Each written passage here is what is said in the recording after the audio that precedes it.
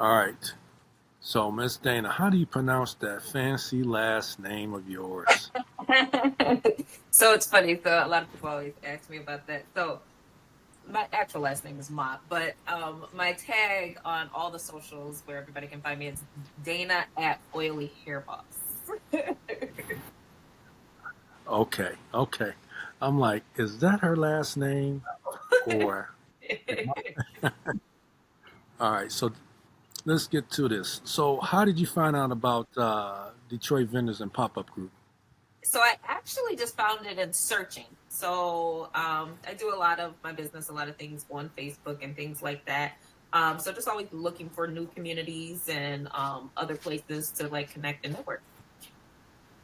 Excellent, excellent. So, how long have you been in the business? Oh, tell me about your business, first of all. Okay. So, tell Yes. me, So I actually have two pieces to my business, but one structure in business that I've had now actually going on about 5 years because I started it during like COVID. Is it's a mom slash women networking community that I run, and I have different chapters. So I had like over all the chapters throughout the US, but I also head the Detroit chapter. So what we do is we host monthly networking events. My biggest thing, so I am a mom of two, but in my entrepreneurship journey, I didn't have people to watch my kids. So all of our networking events are child friendly. So we encourage moms and women, like all are welcome. We don't want that to be an obstacle to why you can't grow your business, why you can't connect. So what I do actually now annually at the end of the years, I do of what I call my seasonal market. So my seasonal market is coming up this weekend.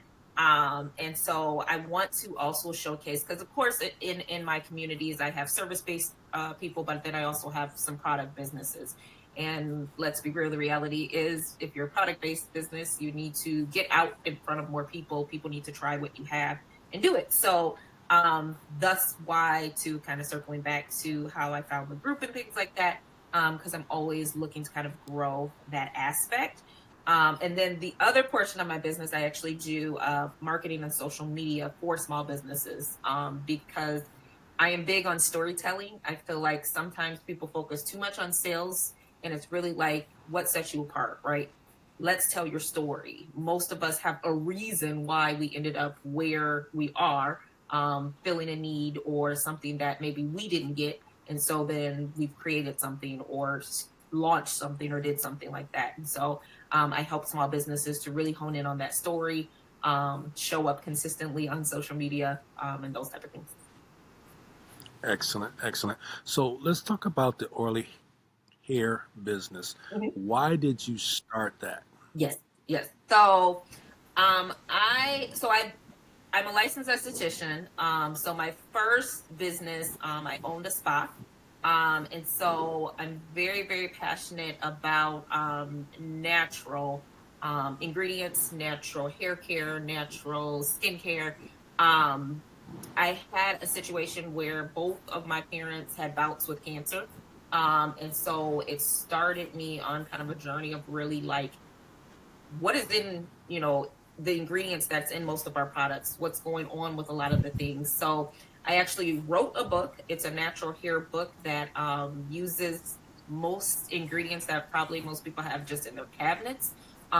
Thus where the hair boss portion came. So I use a lot of essential oils, I use a lot of tinctures, I use a lot of herbs, things like that. And really for me, one of my favorite books is Slave Medicine. If you ever read that book, really it's nothing new. It's actually us going back to our roots. It's actually going back to the foundation of a lot of these things that we were the ones that started it, but then we kind of went away from that once we got so involved in a lot of like modern medicines and things like that, where really there's a lot of healing that's here on earth. And so I like to really, really educate from that portion. So I do go into a lot of like spas and salons, and I help them hone in on natural ingredients, natural products, and things that are better for them and their clients. Excellent. So, do you host any events in terms of online to share it with your marketing background? So I do not do a lot of online. Most of what I do is in person. I have done a few workshops here and there, but I feel like I did them more like coming out of COVID and those type of things. And once like stuff opened up, I do a lot more in person. I'm not opposed to it, but I don't know that I have tapped into it as much as I probably should. Yeah, I think you can probably touch a lot more people if you were to host some online events because you're only one person Yeah. and you're a mom of two. You can only be so many places at one time. But if you had an online event where you can bring in, 10, 20, hundreds of people to find out about what it is that you do and how you can help them and help their business grow, because it sounds like the products that you have helps their business grow as well. Right. Right. So where do you go from here? Like you found out about Detroit pop-ups, you might join a couple pop-ups. Um, you're going to tell me how you find your clients, of course, but where do you go from here? How do you grow this business? Yeah, well, I think really for me, I'm at a point now where for me, I'm looking for resources for my community as well as duplicating my efforts, if that makes any sense. So with like my structure model of my mom slash women in business, I have leaders that they then kind of do what I do, but then in their local areas. So I have leaders that are in like the Flint area. I have leaders that are in Ann Arbor, Ypsilanti. So kind of just really feeding back into the community, raising up entrepreneurs. So I do my, like I said, my seasonal market, but I only do it. I do two a year, which is at the end of the year. And then the only opportunity I kind of have for that is at my annual conference. So I like to be connected to a resource like this because I have women in my community that need to be doing more, events. They need to be doing more markets. They need to be at more vendor shows. And so I want to refer them or tap them into other people that are hosting them maybe more on a consistent basis. While I do monthly events, our monthly events, a lot of times it's more networking. So it might be a subject that we're talking about that's specific to their business, like AI or email marketing or something like that. So going from here, I really, because one thing about me too is if I refer something, I gotta check it out first. I'm not gonna just send Right. anybody anywhere. So for me, just really getting connected, shaking hands with actual people that are running these events and these types of things, so then I know who I should tap into. Because then the other thing too, when it comes to like vendor events and things like that, sometimes it might be like my food vendors would do very well here, but other ones, my art ones might do better. So just getting to know kind of the community, the people that are hosting some of these, even when I'm not personally hosting them, that I can refer other people to. So are you building a list? I do have, yes, I do. How do you go about building a list? So at our events, people sign up. So I capture their information there first. And then usually we sign in. People confirm, yes, I want to be a part of the email list or whatnot. I do a lot of email marketing to connect with people and things like that. Being again that I have different chapters, um, pretty much all of the contacts I have access to, even if I have other leaders that are bringing those people in. So I have contacts that maybe I don't know personally, because I also have chapters like in Chicago, Atlanta, but they all are feeding into my ecosystem. Excellent. So the product that you have, are you on any shelves in stores, Nope. brick and So mortars? nope. So I don't have physical products. What I do is it. So my book, it's a DIY hair book. So most of the recipes and things like that, I teach people how to make them. I show them like the benefits of, like, let's say rosemary.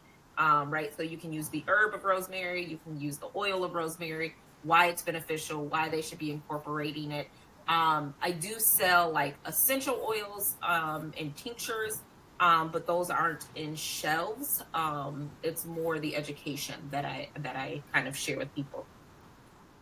Okay, because my next question was going to be, are you like on Amazon or Walmart shelves? Are you selling products out of there, selling your book out of there? I do have my book on Amazon. I have my book also on like my website and things like that. Usually again when I do my events and things like that, I'll have books on hand and stuff like that. But not on shelves. So, I don't have it on shelves. okay. So you have a lot of competition when it comes to, like, your hair is beautiful, right? Oh, It's all natural, yeah. right? But you have a lot of competition with the braids, Mhm. extensions, and these clips and whatever they do. I don't know the names of them. So how do you compete with that? Because when you have a mother that's putting that stuff in their child's hair, how do you compete with that? How do you re-educate them to, you know, you got to do better. We don't need this stuff in our hair. Our hair is beautiful as it is.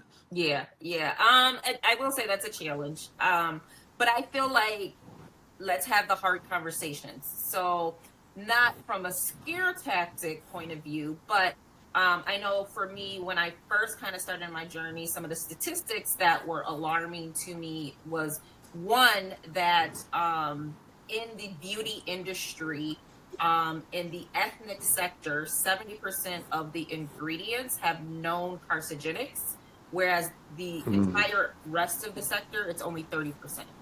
And so what that told me is, right, we are a strong driver for what is allowed in our products and in our ingredients, right? So if there's only 30% in the rest of the set, obviously that some people stood up and was like, yeah, I'm not buying that or I'm not doing that. And so to me, anytime you take something away from somebody, you need to replace it with something. You can't just say stop wearing braids and don't do anything else, right? Give me other options. So what are some other options that are still healthy for the hair that I can still take care of my scalp and take care of some of these things and still feel beautiful? Um, it is an obstacle. It's a challenge. Some people, you can tell them all day long, but they're still going to do what they want to do. But I do feel like, to me, in the years that I've been doing this, even now, you go to beauty supply stores, you go to, different stores, and you see our section, and you're getting more people that look like us making products. And I think that's what is more important than anything else. Unfortunately, before even the natural products, right, it was people that didn't have hair like us that were creating these products. And so you don't really know what should or should not be in it. So it's a movement that I'm passionate about and I continue to educate about. But it definitely has its obstacles. So where did this passion come from? Was this something that happened to you that brought this on? Like, where did this all start? Yeah, it was a combination of, I mean, to be honest, I have had a lot of people in my life that have passed prematurely, and a lot of it being connected to lifestyle, right? And to me, even the rate in which cancer around me has increased brought me a lot of awareness on it.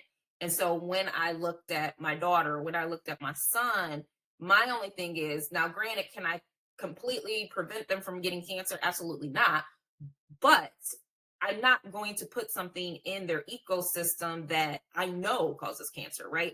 Like, and that's the thing, even though you have to read labels, if you just pick up the labels, you will see, you can Google any of the ingredients and it will say known carcinogen. It will say that it's a carcinogenic, right? So it's not even like these industries are hiding it for real. All we have to do is look at it, right? And all we have to do is um, demand change through our dollars and change the way that we buy and purchase.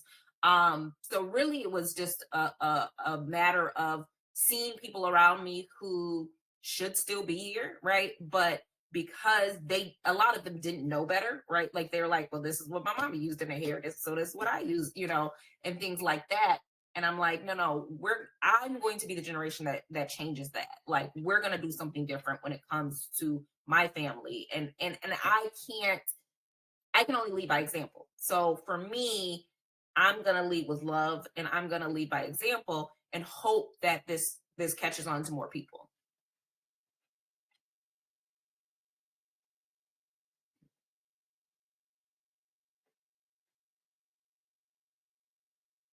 Did I lose you?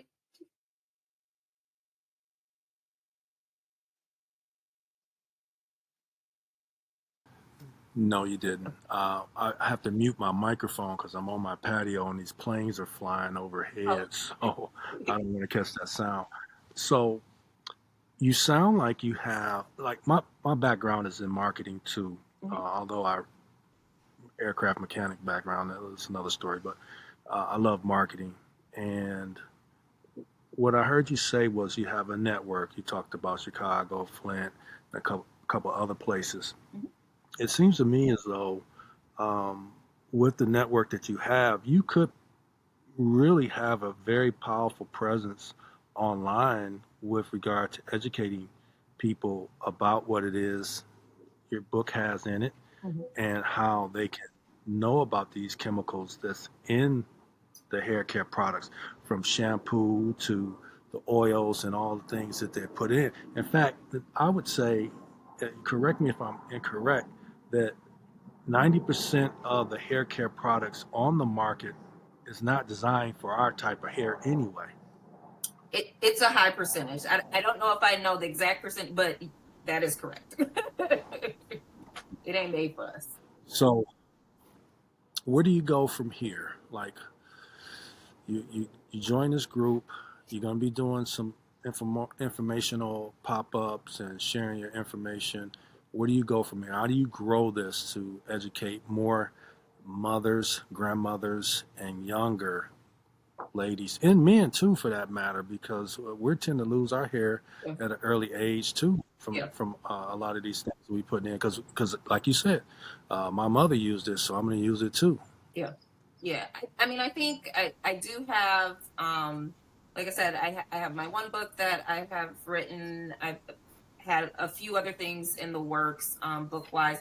I even have had some talks and sat down with some people, really educating even from a child level. Like, because if we start normalizing and introducing things like natural, again, herbs, oils, tinctures, things like that from a child's standpoint, it's going to be easier as they get older. I think one of the challenges, unfortunately, once people are set in their ways, relearning and reprogramming is pretty difficult.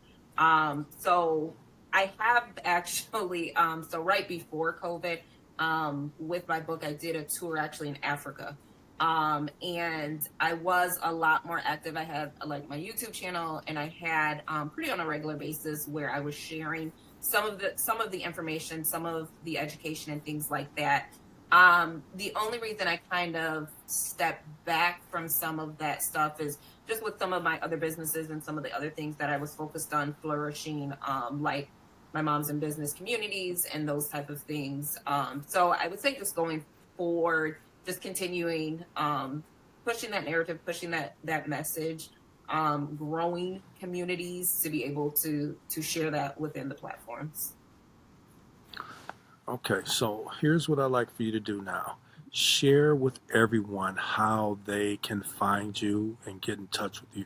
Your URLs, your social medias, that kind of thing. Yeah. So I keep it pretty simple, and this is kind of my marketing strategy. So you can find me every single social platform, Dayna, Dayna. Don't forget the Y, Dayna, and then Oily Hair Boss. So the reason I keep it that simple is that way, whether you Googled me, whether you went on LinkedIn, Instagram, Facebook, I want to be the first to pop up.